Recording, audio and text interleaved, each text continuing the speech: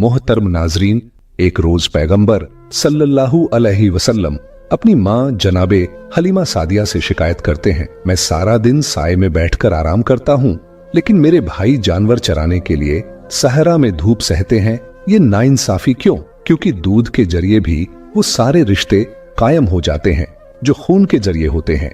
इसलिए हलीमा सादिया पैगंबर सल्लल्लाहु अलैहि वसल्लम की माँ की तरह ही थीं। आपने फरमाया, कल से मैं भी अपने भाइयों के साथ जानवर चराने जाऊंगा। जनाबे हलीमा सादिया ने मना किया, बेटा तुम में और उनमें फर्क है, तुम्हें आराम मिलना चाहिए, तुम आम बच्चे नहीं हो। मगर रसूलुल्लाह सल्लल्लाहु अलैहि वसल्लम ने जवाब दिया, मुझसे ये बर्दाश्त नहीं होता कि एक ही घर में दो भाई हों, एक साया में रहे और दूसरा धूप में परेशान हो। मैं तो खुद उनके साथ जाऊंगा उनकी खिदमत के लिए। हलीमा सादिया उलझन में थीं। फकत अपने घर का मसला नहीं था, अब तो पूरा कबीला इस बच्चे से बरकत पा रहा था। सोचा कि लोग सवाल करेंगे, हलीमा जो बच्चा पूरे कबीले के लिए रहमत बना, क्या उसे ही तुम काम पर भेज रही हो? मगर जब पैगंबर सल्लल्लाहु अलैहि वसल्लम ने इसरार किया तो हलीमा सादिया मजबूर हो गईं और अगले दिन से आपने आका की हैसियत नहीं, बराबर के साथी की हैसियत से अपने दूध भाइयों के साथ जाना शुरू कर दिया। एक मर्तबा जब पैगंबर सल्लल्लाहु अलैहि वसल्लम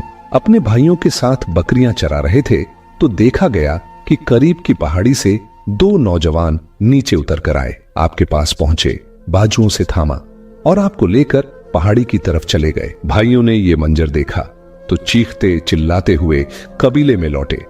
मां से कहा, गजब हो गया, जिन भाई को आप मक्का से लाई थीं, पता नहीं कौन थे वो दो आदमी, उन्हें उठाकर ले गए और गायब हो गए। हलीमा सादिया को हजरत अब्दुल मुत्तलिब की वह बात याद आई, देखो इस बच्चे की हिफाजत करना, दुश्मन हर वक्त ताक में है। वो घबरा गईं। सारा कबीला इकट्ठा हुआ और मर्द ओ जन दौड़ते हुए उस पहाड़ी की तरफ चले जहां का इशारा किया गया था। जब सब लोग उस पहाड़ी पर पहुंचे तो यह देखकर हैरत के समंदर में डूब गए कि वह बच्चा पैगंबर सल्लल्लाहु अलैहि वसल्लम बड़े आराम से एक नूरानी अंदाज में लेटे हुए हैं। सर पर एक ताज है, जिस्म पर शाही लिबास है, दाएं बाएं दो जवान बैठे हुए हैं और ऐसे जिस्म दबा रहे हैं जैसे गुलाम अपने आका के सामने हाजिर हों। जब ये लोग करीब पहुंचे तो एक लम्हे में वो दोनों नौजवान गायब हो गए और रसूलुल्लाह सल्लल्लाहु अलैहि वसल्लम मुस्कुराते हुए उठ बैठे। जनाबे हलीमा सादिया घबराई हुई थीं, मगर पैगंबर सल्लल्लाहु अलैहि वसल्लम ने इत्मीनान दिलाते हुए फरमाया, आपको परेशान होने की कोई जरूरत नहीं, ये जो मेरे साथ थे परवरदिगार आलम की जानिब से मेरे मुहाफिज हैं, ये हर वक्त मेरे साथ होते हैं, इनके होते हुए कोई भी मुझ तक नुकसान नहीं पहुंचा सकता। अब जनाबे हलीमा सादिया को कुछ इत्मीनान हुआ। हालांकि 3 बार ऐसा हुआ कि पैगंबर सल्लल्लाहु अलैहि वसल्लम कुछ देर के लिए गायब हो जाते, मगर अब हलीमा सादिया को यकीन था कि यह सब खुदा की हिफाजत में है। 2 साल का अरसा गुजरने के बाद जनाबे हलीमा सादिया पैगंबर सल्लल्लाहु अलैहि वसल्लम को लेकर मक्का में उनके दादा हजरत अब्दुल मुत्तलिब से मिलने चली। जब मक्के के करीब पहुंची तो किसी जरूरत से खेमे से बाहर निकली। यकायक अंधेरा सा छा गया और जब वापस आई तो बच्चा गायब था। हलीमा सादिया बेहद परेशान हुई। उधर हजरत अब्दुल मुत्तलिब खाना काबा के करीब एक मसनद पर बैठे थे।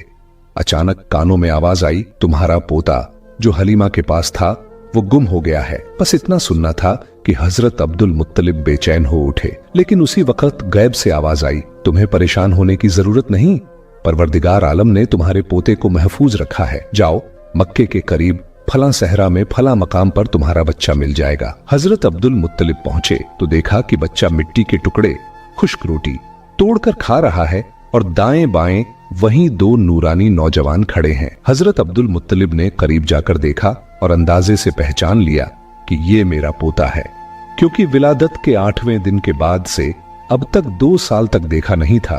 पूछा, बेटा तुम कौन हो? पैगंबर सल्लल्लाहु अलैहि वसल्लम ने जवाब दिया, मैं मोहम्मद इब्ने अब्दुल्लाह इब्ने अब्दुल मुत्तलिब। और आगे चलते हुए हजरत आदम अलैहिस्सलाम तक अपना पूरा शजरा नसब बयान कर दिया।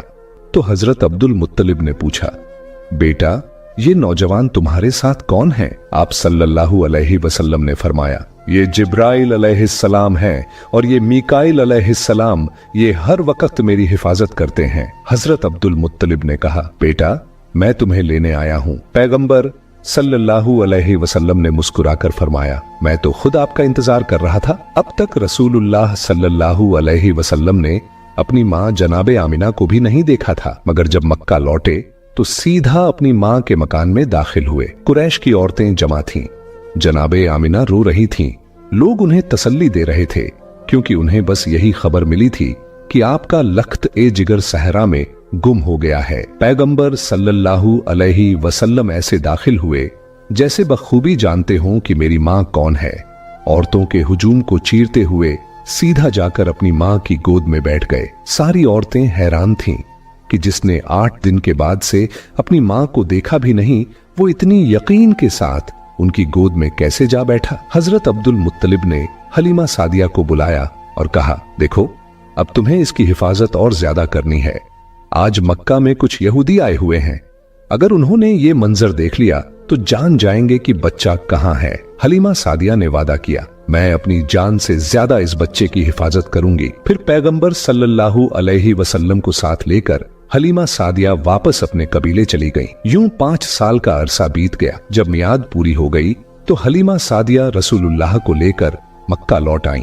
हजरत अब्दुल मुत्तलिब और जनाबे आमिना अपने लाल की जुदाई में तड़प रहे थे। हलीमा सादिया को इनाम देकर रुखसत किया गया। अब पैगंबर सल्लल्लाहु अलैहि वसल्लम अपनी माँ और दादा की आगोश मोहब्बत में आ गए। तारीख बताती है कि आपने 1 साल अपनी माँ के साथ गुजारा, यहाँ तक की उम्र 6 साल की हो गई। एक रात जनाबे आमिना ने ख्वाब में जनाबे अब्दुल्लाह को देखा। दिल बेचैन हो उठा। सुबह जब आंख खुली तो कहा, मैं अपने शौहर की कब्र की जियारत करना चाहती हूँ। चुनांचे हजरत अब्दुल मुत्तलिब की इजाजत से जनाबे आमिना अपने बेटे रसूलुल्लाह सल्लल्लाहु अलैहि वसल्लम को लेकर मक्का से मदीना रवाना हुई। यही वो मदीना है कि जब पैगंबर सल्लल्लाहु अलैहि वसल्लम सालों बाद हिजरत फरमा कर आए तो इसी शहर की बच्चियों ने तलाल बद्रु अलैना पढ़कर खुशामदीद कहा था। तारीख बताती है कि जनाबे आमिना तकरीबन 1 महीने तक उसी कबीले में रहीं, उसी मकान में ठहरी जहां हजरत अब्दुल्लाह की कब्र मुबारक मौजूद थी। कुछ अरसा वहां सुकून से गुजारने के बाद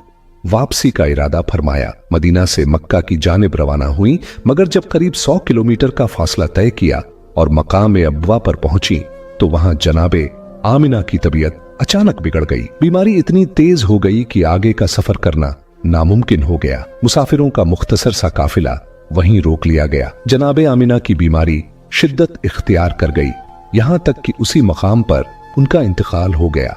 पैगंबर सल्लल्लाहु अलैहि वसल्लम की उम्र उस वक्त 6 साल थी। बाप के बाद अब मां की जुदाई का दूसरा सदमा भी आपको बर्दाश्त करना पड़ा। जनाबे आमिना को वहीं मकाम अब्वा में बहुत ही एहतराम के साथ दफन किया गया। जनाबे उम्मे ऐमन इस 6 साल के मासूम बच्चे को अपनी गोद में उठाकर मक्का की तरफ वापस ले चली। तारीख में दर्ज है कि पैगंबर सल्लल्लाहु अलैहि वसल्लम को अपनी वालिदा और उनकी कब्र मुबारक की याद हमेशा दिल में रही। यहां तक कि जब सुलह ए हुदैबिया के मौके पर रसूलुल्लाह सल्लल्लाहु अलैहि वसल्लम मक्का की तरफ जा रहे थे और रास्ते में मकाम अब्वा से गुजर हुआ तो काफिले का रुख मोड़ने का हुक्म दिया।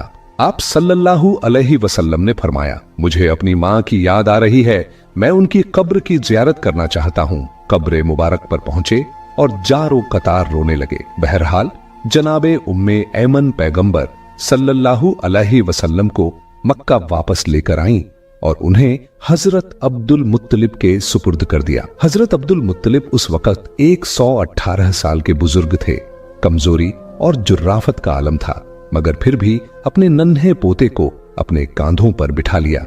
1 साल तक पैगंबर सल्लल्लाहु अलैहि वसल्लम अपने दादा के साथ रहे। इसी दौरान वह मशहूर वाकया पेश आया जिसे हम पहले भी बयान कर चुके हैं, जब यहूदियों ने एक दावत की और हराम खाना पेश करके परखना चाहा कि यह आखिरी रसूल हैं या नहीं, मगर नाकाम लौटे। जब पैगंबर सल्लल्लाहु अलैहि वसल्लम की उम्र 7 साल हुई और हजरत अब्दुल मुत्तलिब की उम्र 119 साल हो चुकी थी तो एक और अहम वाकया पेश आया। कुछ ऐसे तोहफे आपके पास आए जो फिर सारी उम्र आपके साथ साथ रहे। वाकया ये था, जब यमन के हाकिम सैफ बिन जी यजन ने मक्का पर कब्जा कर लिया और मक्का को अपनी हुकूमत में शामिल कर लिया, उस वक्त जनाबे अब्दुल मुत्तलिब मक्का में मौजूद न थे। जब आप मक्का लौटे तो उन्हें यह खबर मिली कि यह अहम वाकया पेश आया है। अब मक्का वालों की सलामती और हुकूक की तरफ से फिक्र लाजमी थी।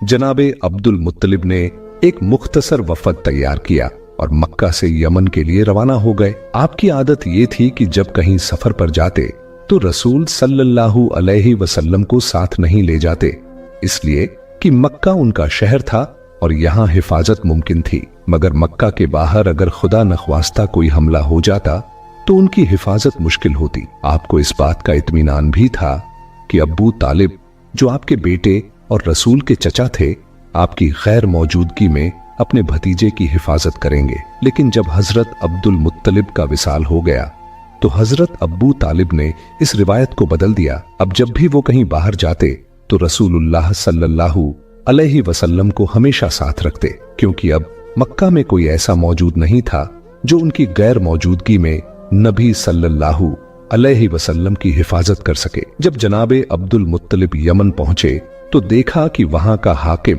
सैफ बिन जी यजन छुट्टी मना रहा है। उसका तरीका यह था कि मौसम ए बहार में ईद ए नौरोज से लेकर 40 दिन तक हुकूमत के सारे काम बंद कर देता था। एक बड़ा आलीशान बाग उसने बनाया हुआ था और बाग के अंदर ही एक बहुत खूबसूरत महल भी तामीर कराया था, जिसके कई दरवाजे थे।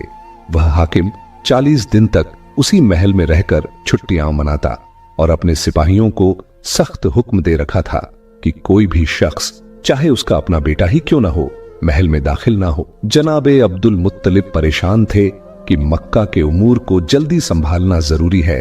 वो 40 दिन इंतजार नहीं कर सकते थे। उन्हें यह भी अंदेशा था कि कहीं हाकिम इसके बाद और ज्यादा देर रोक न ले।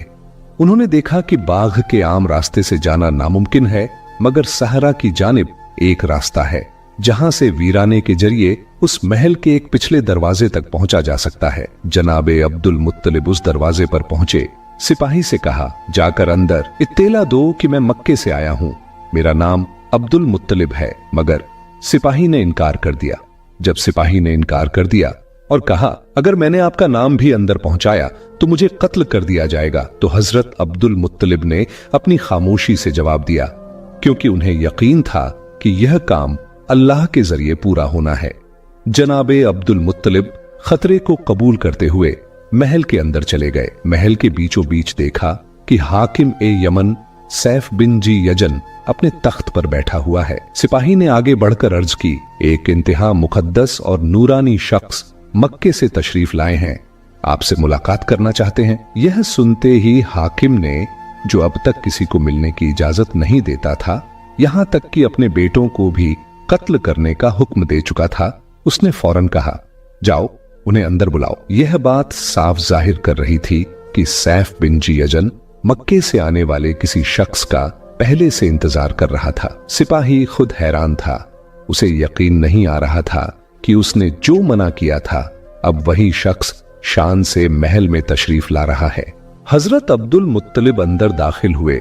हाकिम ने आदर से इस्तकबाल किया और कहा, आप कहां से तशरीफ लाए हैं यह मैं बाद में पूछूंगा, पहले मैं आपसे कुछ बहुत अहम बात करना चाहता हूं। मेरे पास अंबिया के सहीफों से ये इल्म पहुंचा है कि मक्के में बहुत जल्द खुदा का आखिरी रसूल तशरीफ लाने वाला है। जब वह रसूल इस दुनिया में आएगा तो उसके वालिद का इंतकाल हो चुका होगा और कुछ अरसे बाद उसकी वालिदा भी इस दुनिया से रुखसत हो जाएंगी।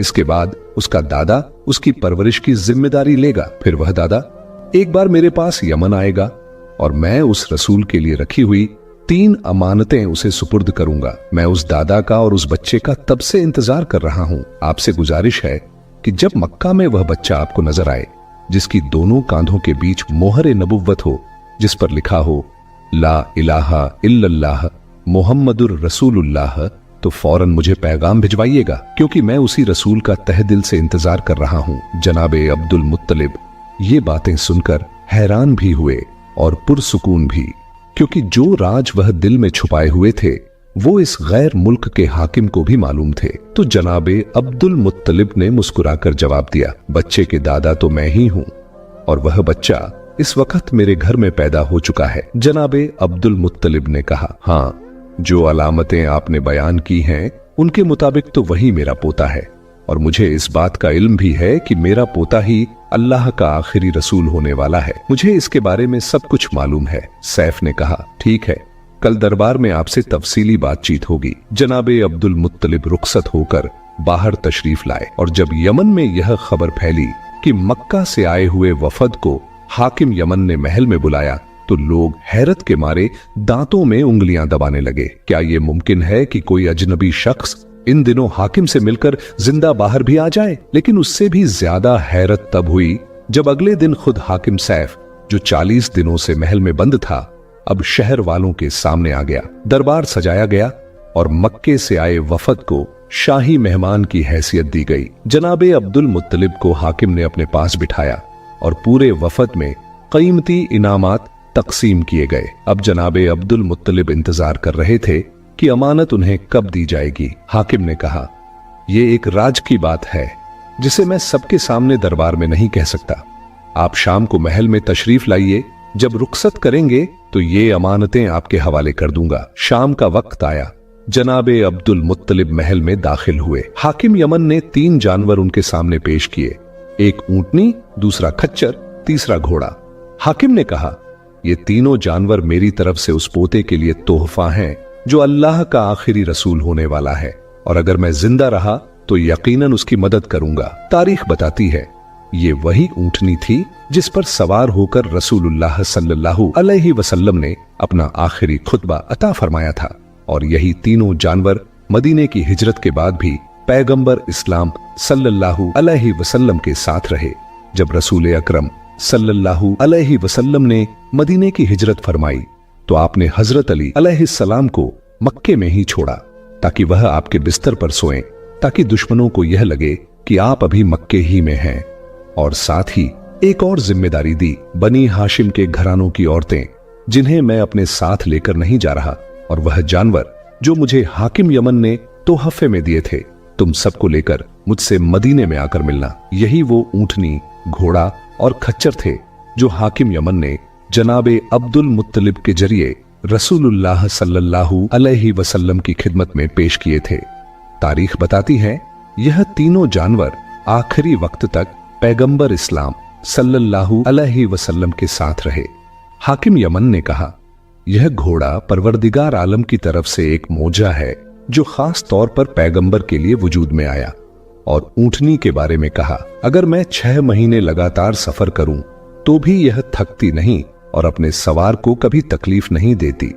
फिर उसने राजदाराना लहजे में कहा, यह तीनों जानवर सिर्फ तोहफे नहीं बल्कि वह अमानतें हैं जो अंबिया के सहीफों में लिखी हुई थीं, और अब मैंने वो राज आप तक पहुंचा दिए। अब आप अपने खानदान को यह राज बताइए, अपने पोते की हिफाजत को और ज्यादा यकीनी बनाइए।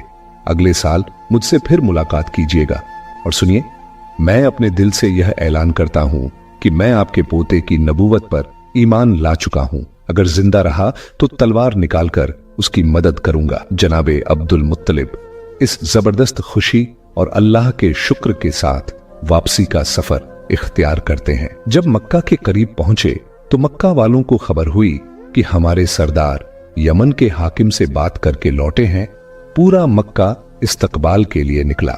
रसूलुल्लाह सल्लल्लाहु अलैहि वसल्लम भी उनके साथ हैं, मगर रास्ते में एक जगह पत्थर पर बैठ गए ताकि आराम कर सके। मक्के वाले आगे निकल गए। जब जनाबे अब्दुल मुत्तलिब मक्के में दाखिल हुए तो सबसे पहला सवाल यही किया, मेरा पोता कहां है? लोग एक दूसरे का चेहरा देखने लगे। फिर किसी ने बताया, वो तो रास्ते में एक जगह आराम कर रहा है, हम तो आगे निकल आए। जनाबे अब्दुल मुत्तलिब ने मुस्कुराकर कहा, यह बच्चा वह है जिसकी वजह से पूरी दुनिया को बरकत मिलने वाली है। इसकी हर बात में हिकमत है। हाकिम यमन को दुआएं दी और वह तीनों तोहफे, ऊंटनी, घोड़ा और खच्चर रसूलुल्लाह सल्लल्लाहु अलैहि वसल्लम की जिंदगी भर की रफाकत में शामिल हो गए। तो यह उस वक्त की बात है जब पैगंबर इस्लाम की उम्र 7 साल थी।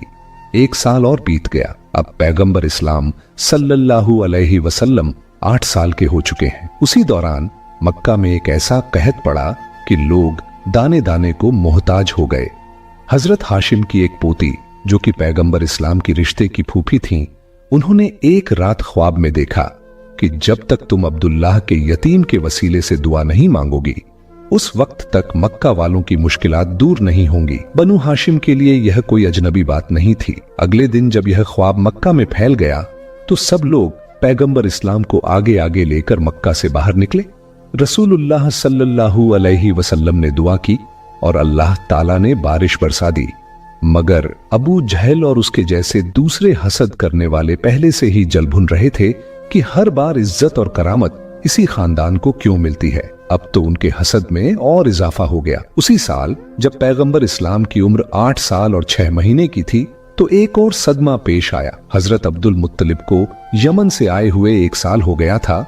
अब वह वापस यमन जाने का इरादा रखते थे, मगर परवरदिगार आलम चाहता था कि वह राज जो यमन में मिला था वहीं राज बना रहे। इससे पहले कि हजरत अब्दुल मुत्तलिब यमन के लिए रवाना होते, उनका इंतकाल हो गया। कफन बिछा दिया गया और उनके जनाजे को खाना काबा के दरवाजे के करीब रखा गया। सारी मक्का जनाबे अब्दुल मुत्तलिब को आखिरी बार देखने आई। वह जैसे किसी को ढूंढ रहे थे। किसी ने पूछा, आप किसे तलाश कर रहे हैं? मगर वह खामोश रहे। फिर निगाहें इधर उधर घूमी। आखिरकार उनकी नजर अपने पोते पर पड़ी, मगर अबू लहब रास्ता रोककर खड़ा था। हजरत अब्दुल मुत्तलिब जो कि अब बेहोशी की हालत में थे, उनकी जबान हरकत नहीं कर रही थी, मगर फिर भी उनके चेहरे पर जलाल आ गया। सख्त लहजे में डांटते हुए कहा, खबरदार, मेरे बेटे अब्दुल्लाह की इस निशानी के किसी काम में मजाहमत मत करना। अबू लहब को यह बात तौहीन लगी, मगर वह क्या कर सकता था, मजबूरन पीछे हट गया। फिर जब बात उठी कि अब हजरत अब्दुल मुत्तलिब के बाद इस पोते की निगरानी कौन करेगा, तो सबकी नजरें एक नाम पर टिक गई, हजरत अबू तालिब। हजरत अबू तालिब को अब मक्का की सरदारी भी मिल गई और इससे कहीं बड़ी सादत यह मिली कि अब पैगंबर इस्लाम सल्लल्लाहु अलैहि वसल्लम उन्हीं के घर परवरिश पाएंगे। एक मर्तबा हजरत अबू तालिब को करीब बुलाया गया और जनाबे अब्दुल मुत्तलिब ने उनसे वसीयत की। सबसे पहले उन्होंने कहा, खुदा की कसम खाकर यह अहद करो कि अगर कभी मेरे इस पोते पर कोई मुसीबत आ पड़े तो तुम अपने माल, इज्जत, जान, यहां तक कि औलाद तक को कुर्बान करने में भी देर नहीं करोगे। हजरत अबू तालिब, जिनका दिल अल्लाह की तरफ से तस्दीक और तकदीस से भरा हुआ था, उन्होंने खुदा की कसम खाकर यह अहद कबूल किया। दूसरी वसीयत यह की गई, बेटा, वैसे तो तुझे सबसे मेरे इस पोते की हिफाजत करनी है, मगर खास तौर पर यहूदियों से और कुरैश के हासिदों से होशियार रहना। हजरत अबू तालिब ने पूरे यकीन और जज्बे के साथ कहा, मेरे लिए यह बच्चा मेरी जान और औलाद से भी ज्यादा कीमती है। इसके बाद जनाबे अब्दुल मुत्तलिब ने पैगंबर इस्लाम सल्लल्लाहु अलैहि वसल्लम का हाथ अब्बू तालिब के हाथों में दिया। फिर आवाज दी, ऐ कुरैश वालों, बताओ क्या मेरा तुम पर कोई हक है या नहीं? सारे कुरैश ने एक जबान होकर कहा, आप ही की वजह से हम इज्जत वाले बने, आप ही की वजह से पूरा अरब हमारा एहतराम करता है, हमारे जान माल पर आपका हक है। जनाबे अब्दुल मुत्तलिब ने फरमाया, तो फिर मेरे उस हक का वास्ता मेरे इस पोते की मदद करते रहना और इसके हर हुक्म की इताअत करना। सारे कुरैश ने वादा किया, हम सब आपका यह वादा निभाएंगे। इसके बाद जनाबे अब्दुल मुत्तलिब ने चारों तरफ देखा। हजरत अबू तालिब ने पूछा, क्या बात है? उन्होंने कहा, मेरा दिल चाहता है कि मेरी बेटियां मेरे सिरहाने बैठें, मुझ पर गिरिया करें और मैं इस दुनिया से रुखसत हो जाऊं। कुरैश के दूसरे लोगों को दूर किया गया, घर की औरतों को पास बुलाया गया। रसूलुल्लाह सल्लल्लाहु अलैहि वसल्लम जो अपने दादा के सीने से लगकर लेटे हुए थे, उन्हीं की गोद में जनाबे अब्दुल मुत्तलिब ने इस दुनिया को अलविदा कहा। तारीख बताती है कि सारा मक्का जनाबे अब्दुल मुत्तलिब के इंतकाल पर हकीकी मायनों में सोगवार हुआ। जब रसूलुल्लाह सल्लल्लाहु अलैहि वसल्लम हजरत अब्बू तालिब के घर तशरीफ लाए तो अब्बू तालिब ने उसी वक्त से वो इज्जत और एहतराम शुरू कर दिया जो बाकी लोगों ने बहुत बाद में ऐलान ए रिसालत के बाद दिखाया था। वो अपने भतीजे को अपने बिस्तर पर साथ सुलाते, एक ही लिहाफ में रखते ताकि कोई दुश्मन छुपकर हमला न कर सके। घर में खास हुक्म था, जब तक मेरा भतीजा दस्तरख्वान पर न बैठे कोई शख्स खाने को हाथ नहीं लगाएगा। सारा खाना पैगंबर इस्लाम सल्लल्लाहु अलैहि वसल्लम के आने तक रुका रहता। तारीख बताती है, अगर कभी ऐसा होता कि रसूलुल्लाह का दिल खाने को नहीं चाहता तो अब्बू तालिब फरमान जारी करते, आज मेरे घर में दस्तरख्वान ही नहीं बिछेगा, सब फाका करेंगे। ये मंजूर है, मगर ये हरगिज बर्दाश्त नहीं कि मेरा भतीजा ना खाए और हम खाना खा लें। वो ये कहते थे, जब मेरा भतीजा किसी खाने में हाथ डाल देता है तो उस खाने में ऐसी बरकत हो जाती है कि फिर हर एक के लिए काफी हो जाता है। इधर अब्बू तालिब इस तरह एहतराम फरमा रहे हैं, उधर उनकी मोहतरमा बीवी जनाबे फातिमा बिनते असद वो भी मुसलसल मौजिजात देख रही थीं। वो कहती हैं, हमारे घर के आंगन में खजूर का एक सूखा हुआ दरख्त था। रसूलुल्लाह सल्लल्लाहु अलैहि वसल्लम एक दिन घर में दाखिल हुए और आंगन से गुजरते हुए उस दरख्त के पास ठहरे। जैसे ही उन्होंने अपना हाथ उस दरख्त पर रखा, दरख्त में ताजा खजूरें पैदा हो गईं।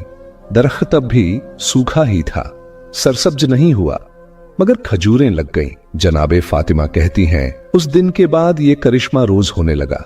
कम से कम दिन में एक बार उस दरख्त पर ताजा खजूरें जरूर लग जाती और मैं उन खजूरों को तोड़कर अपने बच्चों को खिलाया करती थी। एक दिन ऐसा इत्तेफाका हुआ कि उस खजूर के दरख्त ने नागा कर दिया, खजूर नहीं दी।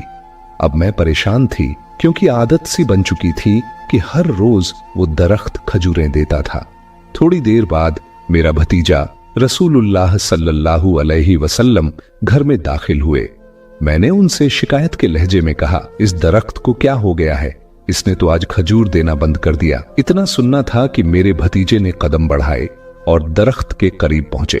जनाबे फातिमा बिनते असद फरमाती हैं, मैंने देखा कि दरख्त की शाखें खुद ब खुद झुकने लगीं और रसूलुल्लाह सल्लल्लाहु अलैहि वसल्लम के चेहरे के करीब आ गईं। पैगंबर इस्लाम ने उन शाखों से कुछ कहा तो फौरन उस दरख्त में ताजा खजूरें लग गईं। फिर मेरे भतीजे ने मेरी तरफ देखकर मुस्कुराते हुए कहा, चाची, अब तुम्हें इस दरख्त से खजूर ना मिलने की कभी शिकायत नहीं होगी। बस ये कहकर वो आगे बढ़ गए और मैं एक अजीब सी कैफियत में डूबी अपने हाथ उठाकर दुआ के लिए मुखातिब हो गई। मैंने कहा, अहे परवरदिगार, अगर मेरे भतीजे का इतना बड़ा मकाम है तो मुझे इसके सदके में एक ऐसी औलाद अता फरमा जो इसकी मिस्ल हो और हमेशा इसका साथी बनकर रहे। जनाबे फातिमा बिनते असद कहती हैं, जब मेरे घर में मेरा चौथा बेटा पैदा हुआ जिसका नाम हमने अली रखा, तो मुझे पूरा यकीन था कि ये उस दुआ का नतीजा है जो मैंने रसूलुल्लाह सल्लल्लाहु अलैहि वसल्लम के मोजे को देखकर मांगी थी। अब पैगंबर इस्लाम इस घर में ऐसे रह रहे हैं जैसे अब्बू तालिब उन्हें बाप की तरह मोहब्बत दे रहे हैं और जनाबे फातिमा बिनते असद वाकई एक मां बनकर उनकी परवरिश कर रही हैं। नाजरीन, नबी पाक सल्लल्लाहु अलैहि वसल्लम की पैदाइश से मुतल्लिक मुकम्मल वाक़े को हमने आपके सामने बयान कर दिया है। इंशाअल्लाह हमारी आने वाली वीडियोस में हम हुजूर अकरम सल्लल्लाहु अलैहि वसल्लम की सीरत तैयबा के मजीद अहम पहलुओं और वाक़यात को तफसील से बयान करेंगे। हमें यकीन है कि आज की वीडियो आपको पसंद आई होगी। अगर यह वीडियो अच्छी लगी हो तो इसे लाइक करें और इस तरह की मफीद और मालूमाती वीडियोस के लिए हमारे चैनल को सब्सक्राइब करें। साथ ही कमेंट में जरूर बताइए कि आप यह वीडियो कहां से देख रहे हैं और अपने शहर का नाम लिखिए और कमेंट में एक मर्तबा दरूद पाक सल्लल्लाहु अलैहि वसल्लम जरूर लिखिए। इंशाअल्लाह अगली मुलाकात तक के लिए हमें इजाजत दीजिए। अल्लाह हाफिज।